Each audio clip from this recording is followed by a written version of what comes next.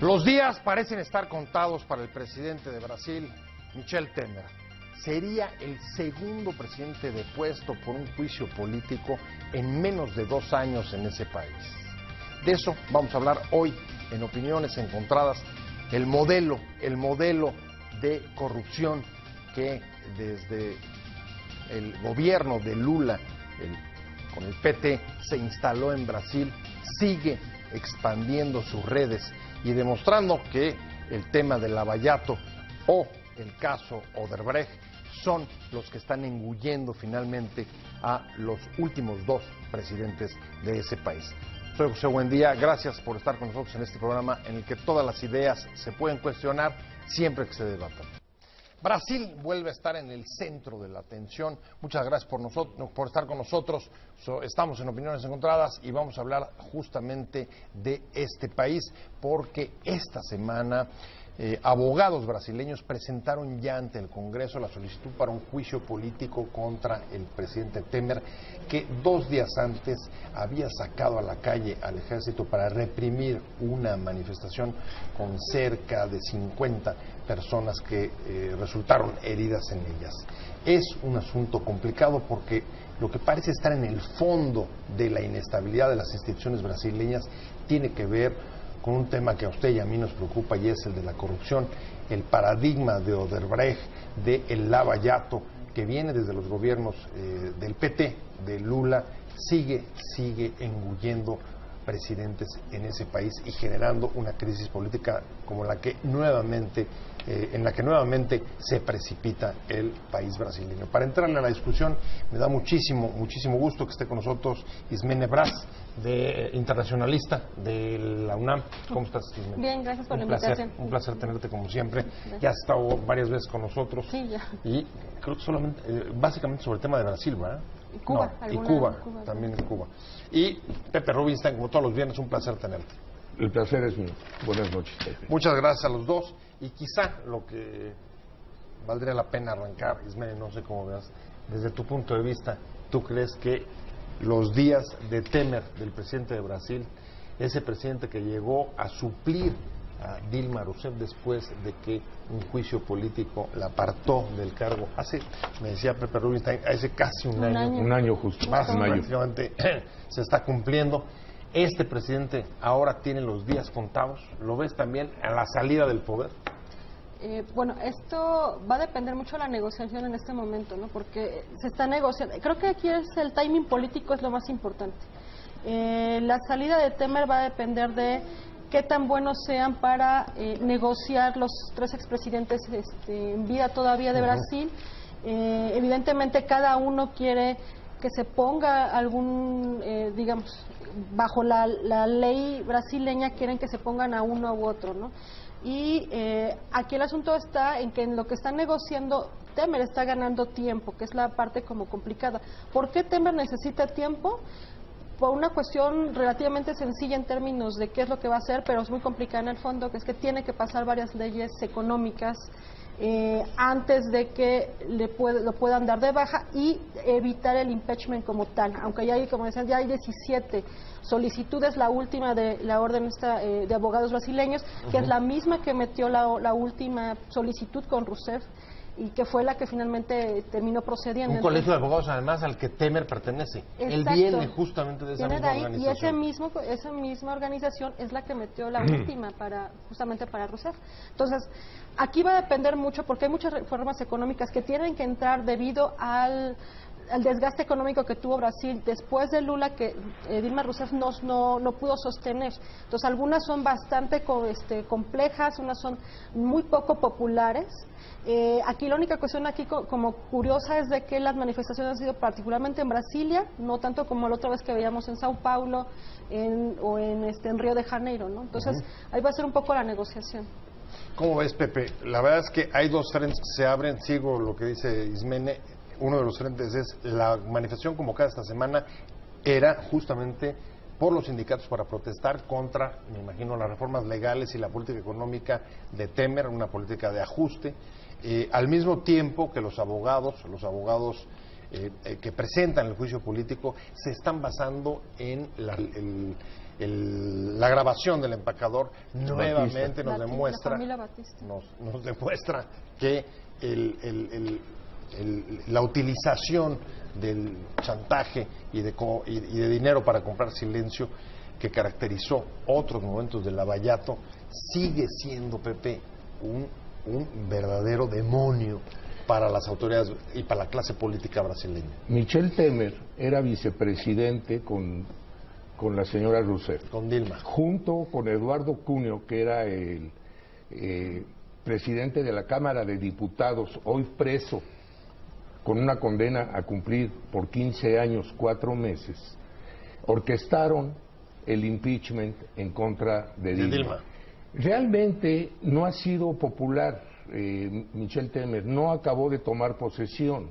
Tiene, como decías tú, un par de leyes que están veremos, sobre todo una ley laboral que lastima mucho. Flexibilización del mercado laboral. Exactamente, y que no quiere ser aceptada.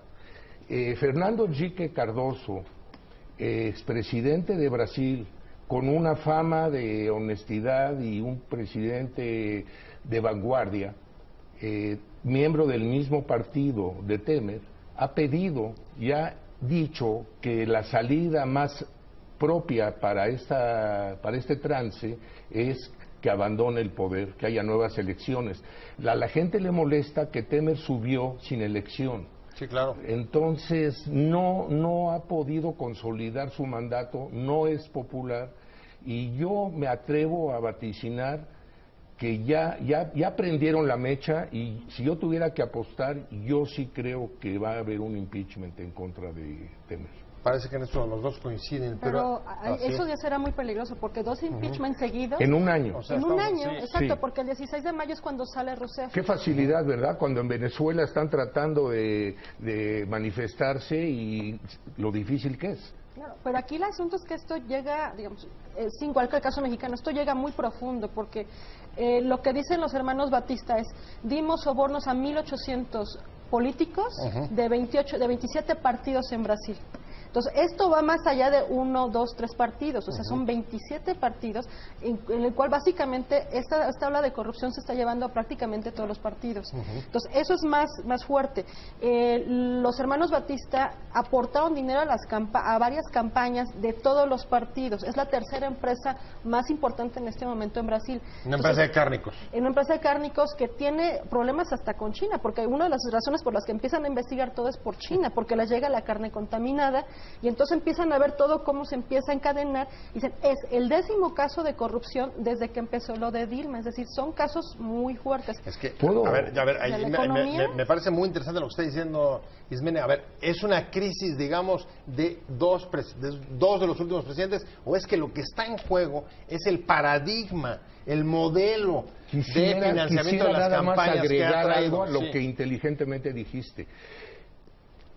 Tienes razón. Los hermanos Batista han corrompido, pero en esta ocasión entraron al Palacio Presidencial, a horas avanzadas de la noche, a solas, grabaron al presidente, está grabado, y el presidente de alguna manera cayó. Aunque hayan corrompido a otros, estamos hablando de la figura presidencial, y la evidencia es clara. Eso es lo que detona, digamos, la crisis política actual. Pero ¿es una crisis política del presidente Temer o es una crisis política del sistema, del modelo o del paradigma que arman el PT con Lula en Brasil? Y es el que se extiende hasta hoy a 1.800, según las denuncias Lo que pasa es que Brasil está muy endeble. Después de haber tenido la empresa más poderosa de América Latina, Petrobras, hasta creo que 2014, de repente llega la operación Lavallato, en la que te das cuenta la porquería, la mugre, la pus, todo lo que estaba corroyendo las tripas del sistema de Brasil. Hay una decepción enorme a un presidente del Partido del Trabajo que llegó a ser adorado, que es Lula da Silva. Lula da Silva deja a Rousseff y hay una decepción. Saber que estas gentes fueron corruptas, saber que tu ícono fue corrupto, saber que el sistema es corrupto. Brasil está viviendo una época de decepción. Si tú me preguntas si es el sistema, pues sí es el sistema, pero es la desilusión. Tú votaste, tú pensaste, tú creíste en alguien, porque Lula era algo más que un presidente. Lula era una figura adorada y adorable que sí ayudó en un principio. Y cuando ves toda la realidad, la sofisticación de la corrupción. A ver, la desconfianza desde luego ha llevado incluso la desaprobación del presidente Temer a los niveles que tenía Dilma Rousseff en el último tramo. Pero lo que digamos llama la atención, Ismena, es que Lavallato no deja de generar escándalos nuevos de corrupción y parece difícil encontrar un político en Brasil que pueda incluso llegar a ocupar la silla presidencial en caso de que en efecto se produzca el juicio político sin que haya estado rozado por esta clase de tramas. No sé cómo lo veas. Eso es justamente, creo que lo que decía yo, que aquí va a importar mucho el timing político, ¿no? Es decir, porque de esto depende, tiene Brasil muchas salidas, por lo menos yo he contado 5, o sea, tienen una de directamente con el tribunal, tenemos que echar para atrás entonces la elección de 2014 con Dilma, lo cual será muy fuerte porque es o sea, lleva un rato esa elección, entonces esa elección no es válida. Entonces ya van 2 presidentes que no son invalidados aparte del impeachment. O sea, tienen otra salida. Si no fuera válida, serían 2 presidentes ilegales e ilegítimos. Legítimos, exacto. Luego viene otra salida que tienen, que es que la figura del presidente, en este caso presidente del Tribunal Superior de Justicia de Brasil, tome el poder, que es probablemente a nivel internacional y moralmente es la más viable. ¿Por qué? Porque la ciudadanía en este momento tiene, y por encuesta tiene más confianza en el Poder Judicial, porque es los que han llevado las investigaciones, y dentro de lo que cabe, los fiscales no se han dejado corromper por ejemplo, a lo que estaría pasando, que es otra opción de que el presidente de la Cámara de Diputados, que es Rodrigo Maya, tome el poder. ¿Cuál es el problema con Rodrigo Maya? Rodrigo Maya no puede tomar el poder como presidente de la Cámara de Diputados porque está bajo investigación de Lavallato. Entonces se empieza a juntar, por eso decía, los analistas en Brasil dicen que son 10, esos son los 2 más conocidos, sí. Son 10 casos de corrupción de gran envergadura que están metiendo a Brasil en una burbuja que en algún momento puede estallar. Y claro, hay una réplica económica, porque es una de las economías más importantes. Entonces la pregunta es, si esto de veras en un momento explota, ¿a cuánto nos puede llevar? Finalmente ahí hay una connotación política. A las situaciones políticas los tiene una secuela económica por el tamaño de la economía de Brasil, que esperamos, o sea, así como tuvimos alguna vez efecto tequila, efecto samba, la pregunta es, ¿estarán las economías en este momento lo suficientemente fuertes como para soportar alguna situación de lo de Brasil? Entonces, o sea, no lo estamos viendo, digamos, desde México, claro. Pero la crisis política brasileña, dices, mira, lo que puede generar es una ola o una situación de inestabilidad para las economías emergentes de América Latina, principalmente México, que es la otra gran economía emergente. ¿Tú compartes esa idea? Sí, hay un efecto cascada que comenzó con la investigación a Petrobras, y se dieron cuenta que había una constructora muy fuerte, Odebrecht. Empezaron a hilar, y el fiscal del caso Lavallato, Sergio Moro, se ha dedicado, haz de cuenta, un Elliot Ness de nuestros tiempos, y se ha dedicado en cuerpo y alma a desenmarañar la historia de corrupción en países extranjeros más importante y más cuantiosa de la historia, que es toda la trama de Odebrecht. Pero nada más para acabar.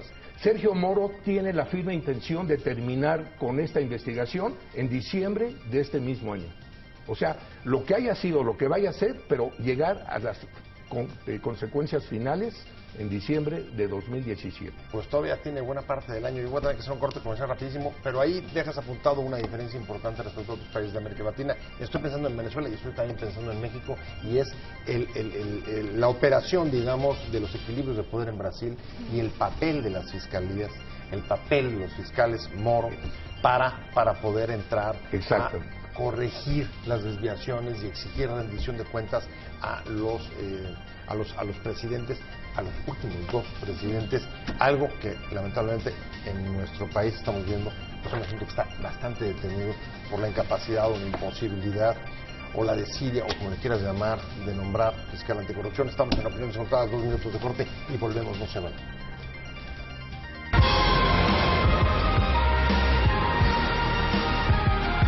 Para atreverse a cantar la verdad.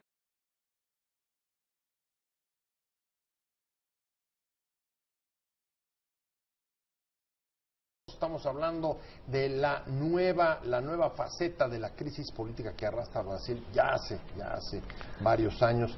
El año pasado la destitución de la presidenta Dilma Rousseff, ahora una nueva solicitud de juicio político contra su sucesor, Michel Temer, por el mismo tema, corrupción, y también por el rechazo a las políticas económicas que ha puesto en marcha. Y estamos hablando con Ismene Braz. Ismene, nos quedamos en el papel, decía Pepe Rubinstein, de los fiscales.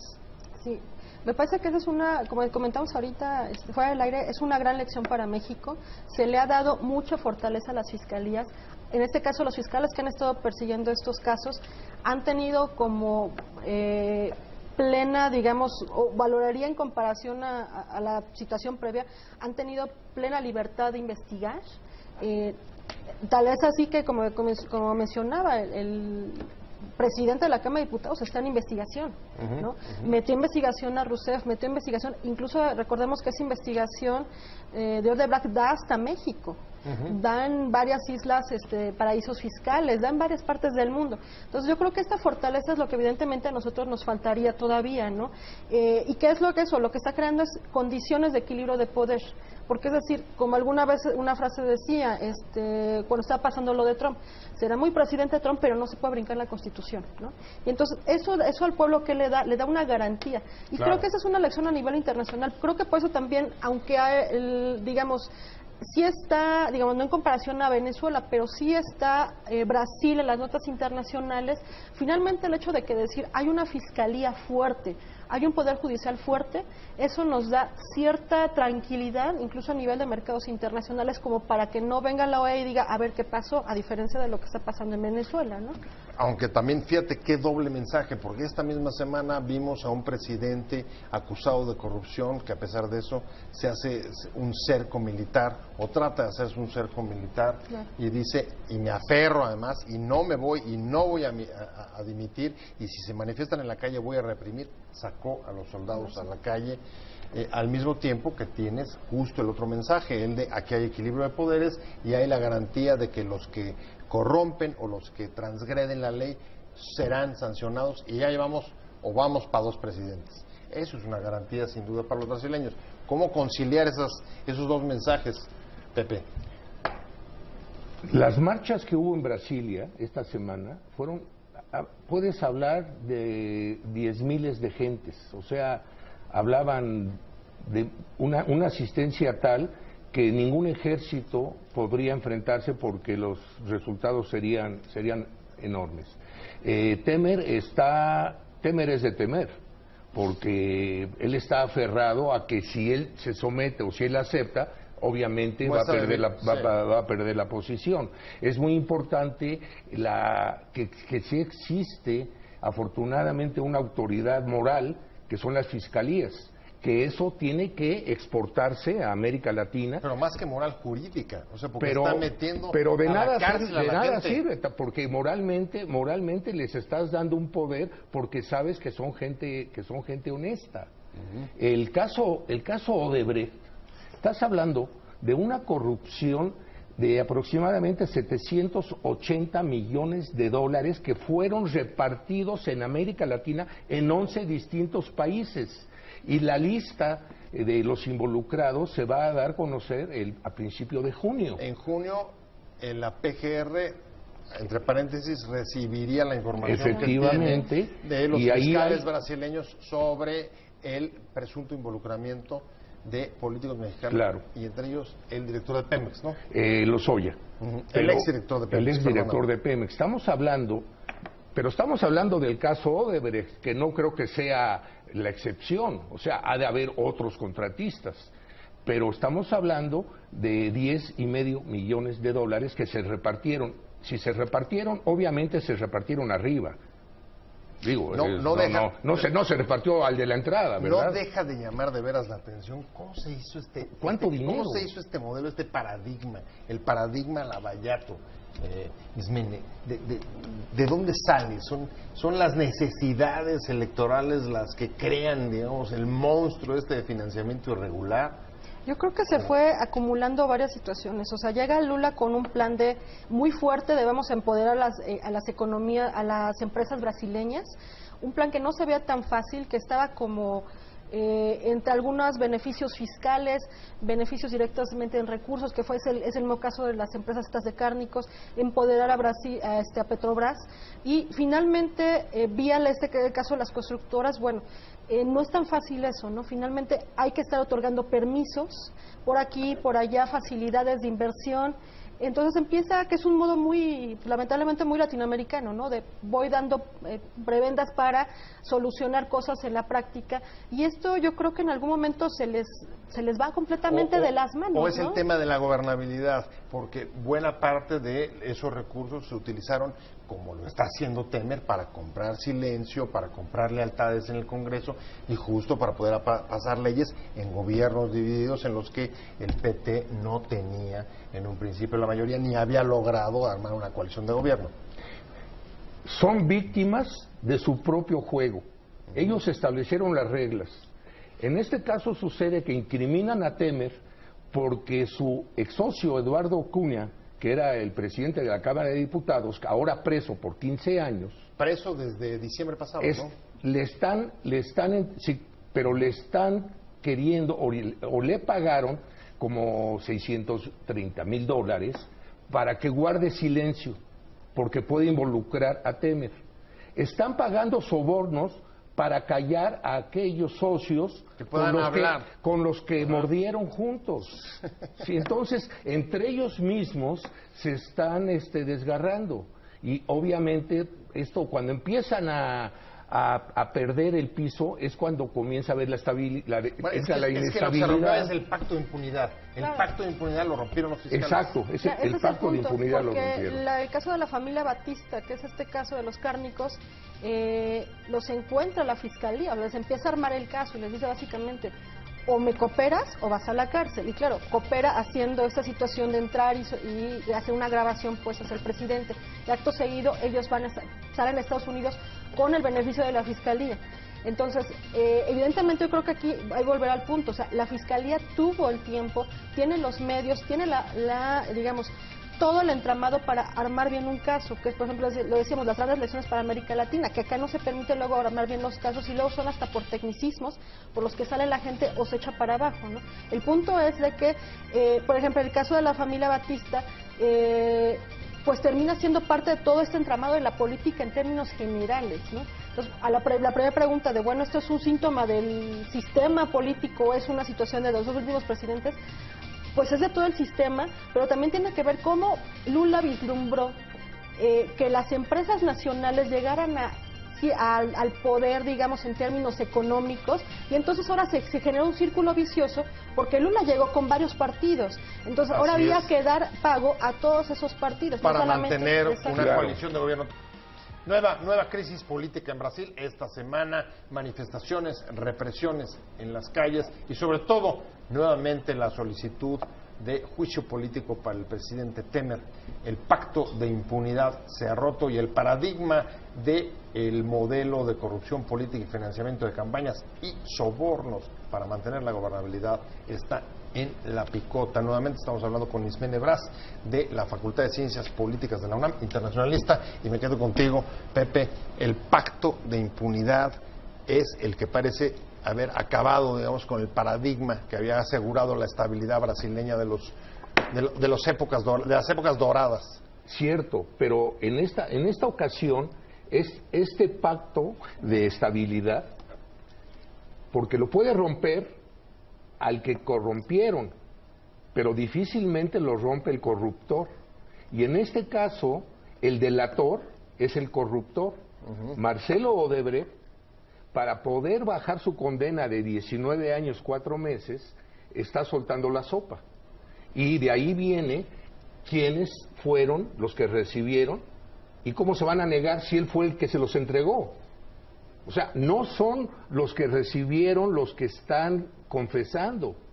Va a ser muy difícil que presidentes, expresidentes se nieguen, se hagan a un lado en algo que es tan contundente. Pero lo más importante de esto es que estamos entrando en un terreno en el que vemos que sí se puede, en el que vemos que si hay una fiscalía, como tú decías, una fiscalía que sea creíble, una fiscalía que goce de un honor, que goce que no sean corruptos. A ver, sí se puede, evidentemente, pero tienes que hay encontrar al fiscal. Hay dos la fiscalía está en crisis, tienes que encontrar hay una al fiscal. Fiscalía fiscal funcionando, sí se puede, pero ¿hasta dónde? ¿Qué tan profundo? Porque en efecto esto genera una situación de inestabilidad también que tiene altos costos económicos en un país que el año pasado sufrió una precipitación de su crecimiento importante. Sí, yo creo que aquí también el punto es que debe haber aquí negociaciones, evidentemente, también con la Fiscalía, ¿no? O sea, aunque se están hablando de las negociaciones entre los expresidentes, con los partidos, tienen que estar negociando algo con la Fiscalía, a fuerzas. Si no pueden hacer una investigación de 1,800 políticos y llevarlos, porque básicamente Brasil se queda también a su vez sin políticicos, ¿no? Bueno, ¿qué cuadro sería? Esa sí sería la renovación de la clase política. Pero aquí, claro, porque a ver, pensémoslo así, hace un año se fue la renovación moral. Sí. No, de cuadros. Hace un año se fue Dilma, pero ojo, hace a lo mejor, no sé, 20 años se fue Collor de Mello, es decir, esto ya será también peligroso en términos de cómo es la visión de Estados Unidos. Si quitamos presidentes nada más porque una situación otra, claro, que tiene que ver con corrupción y no es menor.